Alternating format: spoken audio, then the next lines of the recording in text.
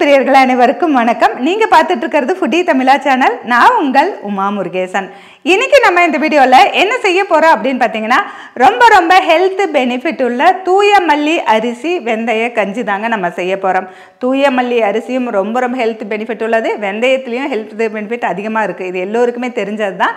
இதை நம்ம எடுத்துக்கிறதுனால சர்க்கரை நோயை கட்டுக்குள்ளே வச்சுக்க முடியும். அது மட்டும் இல்லைங்க, உடல் சூட்டை தணிக்க முடியும், பித்தத்தை தணிக்க முடியும், உடல் எடையை குறைக்க முடியும். இது மாதிரி நிறைய ஹெல்த் பெனிஃபிட் வந்து இந்த கஞ்சியில் இருக்குதுங்க. இந்த கஞ்சியை எப்படி செய்கிறது அப்படிங்கிறத ஃபுல்லாக இந்த வீடியோவில் சொல்லியிருக்கேன். வீடியோவை கடைசி வரைக்கும் பாருங்கள். ஃபுட்டி தமிழா சேனலுக்கு சப்ஸ்கிரைப் பண்ணலைன்னா சப்ஸ்கிரைப் பண்ணிக்கோங்க. கூடவே ஒரு பெல் பட்டன் வரும், அதை கிளிக் பண்ணிக்கோங்க. அப்போ தான் நான் போடுற ஒவ்வொரு வீடியோஸும் உங்களுக்கு உடனுக்குடன் நோட்டிஃபிகேஷன் வரும். அது கூடவே ஃபேஸ்புக், இன்ஸ்டாகிராமில் நம்ம ஃபுட்டி தமிழா பேஜை ஃபாலோ பண்ண மறந்துடாதீங்க. வாங்க வீடியோக்குள்ளே போகலாம். 40க்கும் மேற்பட்ட மசாலா வகைகள், ஊறுகாய் வகைகள், வத்தல் வகைகள் அனைத்தும் வீட்டு முறையில் தரமாகவும் சுவையாகவும் தயாரித்து நான் கொடுத்துட்ருக்கிறேன்.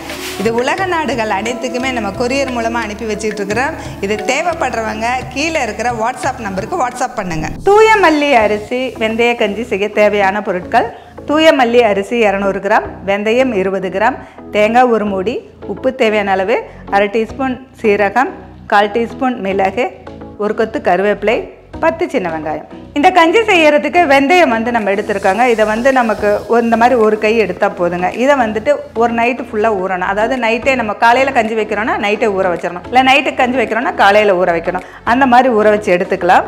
வெந்தயம் வந்து நம்ம ஓவர் நைட் ஊற வச்சு எடுத்துருக்கோம். நம்ம நைட்டை ஊற வச்சு எடுத்துகிட்டு வந்தாச்சு. இந்த வெந்தயத்தையும் நம்ம எடுத்து வச்சுருக்கிற தூய மல்லி அரிசியும் நல்லா கழுவிட்டு குக்கரில் போட்டு 1 கப்பு அரிசிக்கு 3 கப்பு தண்ணி, அந்த மாதிரி தண்ணி கொஞ்சம் அதிகமாக சேர்த்து ஒரு 3 விசில் 4 விசில் விட்டு எடுத்துக்கலாம்.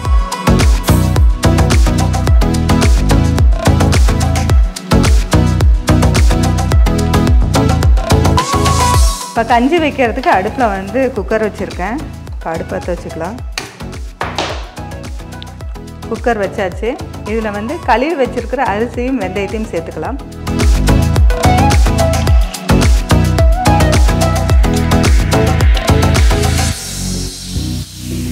கழுவி வச்சுருக்க வெந்தயத்தையும் அரிசியும் இதில் சேர்த்துட்டோம். தேவையான அளவு தண்ணியும் சேர்த்துருக்கோம். உப்பு தேவையான அளவு சேர்த்துக்கலாம். மூடி போட்டுக்கலாம்.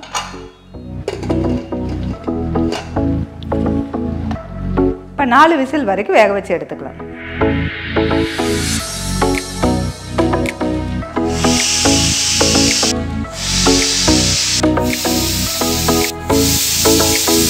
இப்போ வந்து கஞ்சி வந்து ரெடி ஆகிடுச்சு. பாருங்கள், ஸ்டீம் அடங்கிடுச்சு. ஓப்பன் பண்ணி பார்க்கலாம். வெந்தயம் போட்டிருக்கனால கஞ்சியோட கலரே பார்த்திங்கன்னா எல்லோயிஸாக இருக்குது. வேணும்னா வெந்தயம் கொஞ்சம் கம்மியாக கூட சேர்த்துக்கலாம். நம்ம ஒரு கைப்பிடி வெந்தயம் 200 கிராம் அரிசி சேர்த்துருக்கோம். இதை வந்து நல்லா மசிச்சுக்கலாம் கரண்டி வச்சு.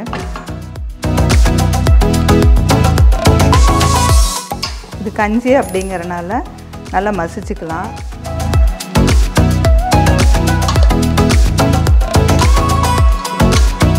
இப்போ கஞ்சி வந்து ரெடியாக இருக்குது. இதை கொஞ்சமாக மசிச்சு விட்டாச்சு. இந்த கஞ்சியை இறக்கி வச்சுட்டு ஒரு தாளிப்பு சேர்த்துக்கலாம். எடுத்து வச்சிடலாம்.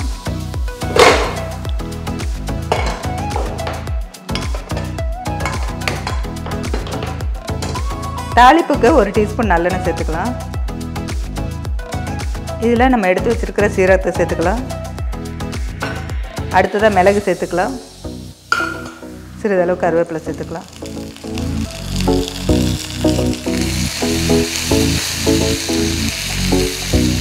கட் பண்ணி வச்சுருக்கிற சின்ன வெங்காயத்தை சேர்த்துக்கலாம்.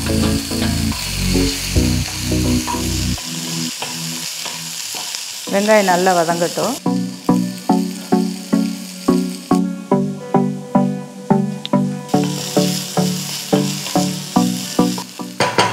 இப்போ தாளிப்பு ரெடி ஆகிடுச்சு. நம்ம கஞ்சியில் சேர்த்துக்கலாம்.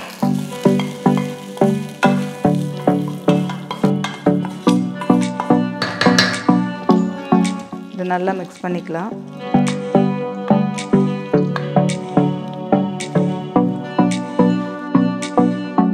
பாருங்கள், கஞ்சி வந்து ரெடி ஆகிடுச்சு. நம்ம இந்த டைமில் நம்ம துருவி வச்சுருக்க தேங்காய் சேர்த்துக்கலாம். நம்ம இந்த கஞ்சிக்கு தேங்காய் துருவியும் சேர்த்தலாம், தேங்காய் பால் எடுத்தும் சேர்த்தலாம். ரொம்ப திக்காக இருந்ததுன்னா தேங்காய் பால் எடுத்து சேர்த்துக்கலாம். அல்லது நம்ம வந்து சுகர் பேஷண்ட்டில் ரொம்ப தண்ணி மாதிரி நம்ம குடிக்க வேண்டாம், கொஞ்சம் திக்காக இருக்கணும்னு நினச்சிங்கன்னா இந்த மாதிரி பதத்திலேயே எடுத்து ஒரு கப்பில் போட்டுட்டு நம்ம ஸ்பூனில் எடுத்து சாப்பிட்ற மாதிரி இருக்கும்.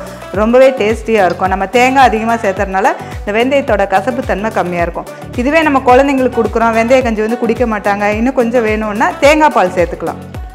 இப்போ பாருங்கள், சூப்பராக கஞ்சி ரெடி ஆகிடுச்சு. இதை வந்து சூடாக நம்ம அப்படியே எடுத்து சாப்பிட்றதுக்கு ரொம்பவே நல்லாயிருக்கும். இல்லை எனக்கு வந்து கஞ்சி வந்து குடிக்கிற மாதிரி வேணும்னு நினச்சிங்கன்னா தேங்காய் பால் ஒரு டம்ளர் இதில் சேர்த்துக்கலாம். நம்ம அடுப்பு ஆஃப் பண்ணியாச்சு, கஞ்சி ரெடி ஆகிடுச்சு. நம்ம வந்து மேலே வந்து தேங்காய் பால் சேர்த்துறோம். எந்த அளவுக்கு நம்ம தண்ணி பதம் வேணுமோ அந்த அளவுக்கு தேங்காய் பால் சேர்த்துக்கலாம். ரொம்பவே சூப்பராக இருக்குது. இன்னுமே வந்துட்டு கொஞ்சம் தேங்காய் பால் சேர்த்தலாம், இல்லாட்டி கொஞ்சம் தண்ணி சேர்த்துக்கலாம். சூடான தண்ணி சேர்த்தோம்னா தண்ணி மாதிரி ஆகிடும். இப்போ வந்து வெந்தய கஞ்சி சூப்பராக ரெடி ஆகிடுச்சு.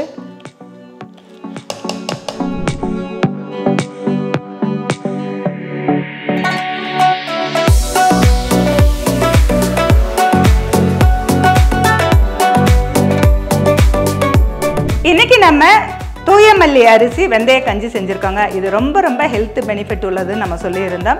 வெந்தயம் அப்படின்னாவே எல்லோருக்குமே தெரிஞ்ச எளிய ஒரு மருந்து அப்படின்னு பார்த்தீங்கன்னா உடல் சூட்டை தணிக்கக்கூடியதுன்னு எல்லோருக்குமே தெரியுங்க. பாடி ஹீட் அதிகமாக இருந்தால் இந்த வெந்தயத்தை வந்து நைட்டில் ஊற வச்சுட்டு காலையில் அந்த தண்ணியை குடித்தாவே பாடி ஹீட் வந்து கம்மியாக இருக்குன்னு சொல்லி எல்லோருக்குமே தெரியும். அதிகமான நோய்கள் வந்து உடல் சூடு காரணமாக தான் வருது. அந்த உடல் சூட்டை தணிக்கிறதுல வந்து வெந்தயம் வந்து ஃபஸ்ட்டில் இருக்குது. அது மட்டும் இல்லைங்க, இதில் வந்து நார்ச்சத்து அதிகமாக இருக்குங்க. அதிகமான நார்ச்சத்து உள்ளதுனால இது வந்து சர்க்கரை நோயாளிகளுக்கு சர்க்கரை அளவை கட்டுப்படுத்தக்கூடியதுன்னு சொல்லுவாங்க. அவங்களுமே இந்த வெந்தயத்தை ஊற வச்சு அப்படியே சாப்பிடுவாங்க. அப்படி சாப்பிட முடியாதவங்க இந்த மாதிரி கஞ்சியை எடுத்துக்கலாம். அதுக்கு அடுத்ததாக பார்த்தீங்கன்னா பித்தத்தை தணிக்கக்கூடியது அப்படின்னு சொல்லுவாங்க. நிறைய பேத்துக்கு பித்தத்தினால வாந்தி மயக்கம் இதெல்லாம் வரும். இந்த வெந்தயத்தை எடுத்துக்கிறனால அதெல்லாம் தனியும்னு சொல்லுவாங்க. அடுத்ததாக பார்த்தீங்கன்னா முளைக்கட்டின வெந்தயத்தை எடுத்துக்கிறனால நோய் எதிர்ப்பு சக்தியை அதிகரிக்கக்கூடியது அப்படின்னு சொல்லுவாங்க. இந்த மாதிரி நிறைய பெனிஃபிட் வந்து வெந்தயத்துக்கு சொல்லிட்டே போகலாம். நமக்கு தெரிஞ்ச 1-2 தான் நம்ம பார்த்துருக்கோம். அடுத்ததாக பார்த்தீங்கன்னா தூய மல்லி அரிசி வந்து நம்ம இதில் சேர்த்துருக்கோம். அதோட பெனிஃபிட் அப்படின்னு பார்த்தீங்கன்னா இதுலேயே வந்து நார்ச்சத்து அதிகமாக உள்ளது அப்படின்னு சொல்கிறாங்க. சர்க்கரை நோயாளி எடுத்துக்கும் பொழுது சர்க்கரையோட அளவை கட்டுப்படுத்தக்கூடியது அப்படின்னு சொல்கிறாங்க. இதில் வந்து விட்டமின் சி அதிகமாக இருக்கிறனால நோய் எதிர்ப்பு சக்தியை அதிகரிக்கக்கூடியது அப்படின்னு சொல்லுறாங்க. அதுக்கு அடுத்ததாக பார்த்தீங்கன்னா இந்த அரிசி எடுத்துக்கிறனால பித்தத்தை தணிக்கக்கூடியதுன்னு சொல்கிறாங்க. அடுத்ததாக பார்த்தீங்கன்னா இதில் கால்சியம், அதுக்கு அடுத்தது அயன், அதுக்கு அடுத்தது புரதச்சத்து எல்லாமே நிறைஞ்சிருக்கனால வளரும் குழந்தைகளுக்கு தசை வளர்ச்சி ஆகட்டும், எலும்பு வளர்ச்சி ஆகட்டும், நரம்போட வளர்ச்சி ஆகட்டும் எல்லாமே சரியாக இருக்கும்னு சொல்கிறாங்க. எல்லாத்துக்குமே ரொம்ப நல்லது அப்படின்னு சொல்கிறாங்க. இந்த மாதிரி ரொம்ப அதிகமான ஹெல்த் பெனிஃபிட் உள்ள பாரம்பரிய அரிசியான தூய மல்லி அரிசி மட்டும் இல்லைங்க, எல்லா அரிசிகளுமே பாரம்பரிய அரிசிகள் எடுத்துக்கிறதுனால உடல் எடை வந்து குறையும் அப்படின்னு சொல்கிறாங்க. உடல் எடை அதிகரிக்காது, குறையும் அப்படின்னு சொல்கிறாங்க. இவ்வளோ ஹெல்த் பெனிஃபிட் உள்ள தூய மல்லி அரிசியும் வெந்தயத்தையும் வச்சு நம்ம இன்றைக்கி வந்து ரொம்ப ஹெல்த்தியான கஞ்சி வச்சுருக்கோங்க. இந்த கஞ்சியை காலையில் நேரத்தில் நீங்கள் எல்லோருமே எடுத்துக்கலாம். இது வந்துட்டு வீசிங், அதாவது அதிகமான சளி பிடிக்கிறது, ஆஸ்மா தொந்தரவு இருக்குது, இவங்க மட்டும் எடுத்துக்க வேண்டாம்னு சொல்கிறாங்க. ஏன்னா வெந்தயம் வந்து உடல் வந்து குளிர்ச்சி அடையும். அதனால் இந்த கஞ்சி அவங்க எடுத்துக்க வேண்டாம். மற்றபடி பார்த்தீங்கன்னா குழந்தைங்கள்லேருந்து பெரியவங்க வரைக்கும் யார் வேணாலும் எடுத்துக்கலாம். சுகர் பேஷண்ட் எடுத்துக்கும் பொழுது ரொம்ப தண்ணியாட்ட எடுத்துக்காம ரொம்ப திக்காக இந்த மாதிரி பவுலில் போட்டு எடுத்துக்கலாங்க. இது காலையில் நிறைய டிஃபனாக கூட நம்ம எடுத்துக்கலாம். அதுக்கு அடுத்ததாக பார்த்தீங்கன்னா இதை வந்து குழந்தைங்களுக்கு கொடுக்குறோம், இது கசப்பு தெரியும் அப்படின்னு கேட்டிங்கன்னா தெரியாதுங்க. ஏன்னா இதில் நம்ம தேங்காய் சேர்த்துருக்கோம், தேங்காய் பால் சேர்த்துருக்கோம். கசப்பு தெரியாது, ரொம்பவே நல்லாயிருக்கும். இந்த கஞ்சியை நீங்கள் வீட்டில் ட்ரை பண்ணி பார்த்துட்டு கீழே கமெண்ட் செக்ஷனில் கமெண்ட் பண்ணுங்கள். இன்றைக்கி நம்ம செஞ்சுருக்கக்கூடிய இந்த வீடியோ பிடிச்சிருந்ததுன்னா லைக் பண்ணுங்கள், ஷேர் பண்ணுங்கள். வீடியோ பற்றின கருத்துக்களை கமெண்ட் செக்ஷனில் கமெண்ட் பண்ணுங்கள். ஃபுட்டி தமிழா சேனலுக்கு சப்ஸ்கிரைப் பண்ணலைன்னா சப்ஸ்கிரைப் பண்ணிக்கோங்க. மீண்டும் அடுத்த வீடியோவில் சந்திக்கலாம்.